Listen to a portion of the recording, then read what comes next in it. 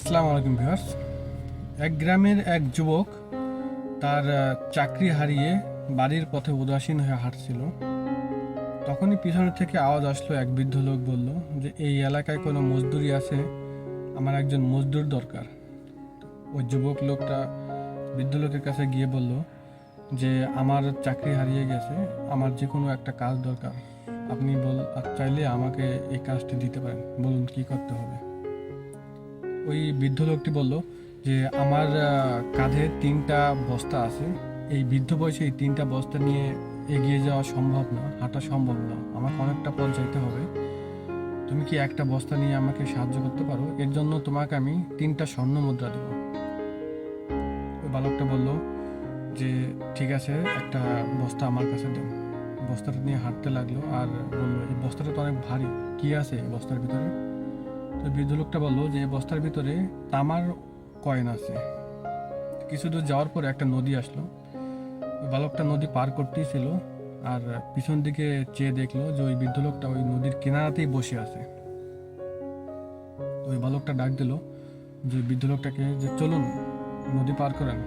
তো ওই বৃদ্ধ লোকটা বললো যে এই 2টা বস্তা নিয়ে আমার এই নদী পার করা সম্ভব না, তুমি কি আর একটা বস্তা নিয়ে আমাকে সাহায্য করতে পারো? তাহলে তোমাকে আমি আরও 3টা স্বর্ণ মুদ্রা দেবো। তো ওই বালকটা আর একটা বস্তা নিয়ে ওই নদী পার করতে লাগলো। বললো এটাও তো অনেক ভারী, এটার ভিতর কি আছে? তো ওই বৃদ্ধ লোকটা বলতে লাগলো এটার ভিতরে রূপার কয়েন আছে। তো এরকম করে কিছু দূর আগে এগিয়ে গেল। কিছু দূর এগিয়ে যাওয়ার পরে একটা পাহাড় আসলো। ওই পাহাড় চড়তেই ছিল, পিছন থেকে দেখলো বৃদ্ধ লোকটা ওই পাহাড়ের নিচেই বসে আছে। তো ওই বালকটা ডাকলো যে চলুন পাহাড়ে উঠুন। তো ওই বৃদ্ধ লোকটা বলল যে আমি তো অনেক বুড়ো হয়ে গেছি, এই একটা বস্তা নিয়ে এই পাহাড়টা চড়া আমার পক্ষে সম্ভব না, তুমি যদি এই বস্তাটাও নাও তাহলে তোমাকে আরও 3টা স্বর্ণ মুদ্রা দেবো। তো ওই বালকটা বলল যে আচ্ছা ঠিক আছে দেন, আমি বস্তা নিয়ে পাহাড় চড়তেছি, আপনি আপনার মতন করে আস্তে আস্তে আসেন। তো বস্তাটা কাঁধে নিয়ে দেখলো এই বস্তাটা অনেক ভারী। বললো যে এই বস্তার ভিতরে কি আছে? বললো যে এই বস্তার ভিতরে স্বর্ণের কয়েন আছে। তো এই বলে বালকটা আস্তে আস্তে পাহাড় চড়তে লাগলো। বললো যে আপনি আপনার মতন চলে আসেন, আমি গিয়ে পাহাড়ের চূড়ায় অপেক্ষা করছি।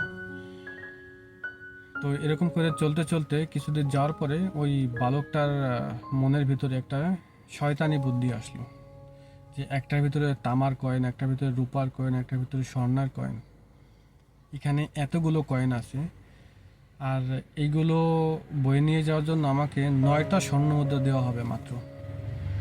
যদি আমি এই সবগুলো বস্তা নিয়ে ভেগে যাই তাহলে তো এখানে অনেকগুলো স্বর্ণ মুদ্রা আছে, অনেকগুলো রূপা মুদ্রা আছে, অনেক টাকা, আমার লাইফ সেট হয়ে যাবে। তো তাৎক্ষণিক ডিসিশন নিয়ে নিল যে আমি এগুলো নিয়ে চলে যাই, বৃদ্ধ তো হাঁটতেই পারে না, উনি আমাকে কি ধরবে। তো এরকম করে উনি অনেক জোর জোরসে হাঁটতে হাঁটতে হাঁটতে লাগলো। যাওয়ার পরে উনি ওনার ঘরের ভিতর চলে গেল। ঘরের ভিতর চলে গিয়ে যখন ওনার ওই বস্তাগুলো খুলতে লাগলো, তখন না রূপার মুদ্রা ছিল, না তামার মুদ্রা ছিল, আর না স্বর্ণ মুদ্রা ছিল। ওই প্রত্যেকটা বস্তার ভিতরেই ইটের গোড়া, পাথরের গোড়া ছিল। আর কোনায় একটা ছোট্ট একটা চিঠি লেখা ছিল। ওই বৃদ্ধ লোক লিখেছিল, বলছিল যে আমি হচ্ছি সামনে যে একটা রাজ্য দেখতেছো ওই রাজ্যের রাজা, আমি আমার রাজ্যের জন্য একজন উত্তরাধিকারী খুঁজতে এসেছিলাম। তো তোমাকে দেখে আমার ঠিকঠাক মনে হয়েছিল, তো যদি তুমি এই পরীক্ষাটাতে পাশ করে যাইতে তাহলে তুমি আমার এই রাজ্যের উত্তরাধিকারী হইতে, এই পুরা রাজ্যটা তোমার হয়ে যাইতো। তুমি এই 9 শিক্ষা তুমি এটা যদি নিয়ে খুশি হইতা তাহলে একদিন এই পুরো রাজ্যটাই তোমার হয়ে যেত। কিন্তু তুমি এই 3টা বস্তা নিয়ে চলে গেছো, এই জন্যে তুমি ওই 9টা মুদ্রা তো পাইলাই না, উল্টো উল্টো তুমি এই আগামী যে চান্সটা পাইতো ওই চান্সটা তুমি হারিয়ে ফেললা। তো এরকম অনেক সময় আমাদের লাইফেও হয়ে থাকে, যদি আমরা নিজের লালসটাকে কন্ট্রোল করতে পারি, সেলফ কন্ট্রোল করতে পারি, তাহলে আমাদের জন্য সামনে আরও এর থেকে ভালো কিছু রাখা আছে। তো লোভ লালসা করা যাবে না, যেটুকু পাওয়া যাবে সেটুকু নিয়ে খুশি থাকতে হবে। ভিডিওটি ভালো লাগলে শেয়ার করবেন। আর সবসময়ের মতন একটা কথা বলবো যে করে দেখাও কিছু এমন যা পুরো দুনিয়া করতে চায়, তুমি করেছো যেমন।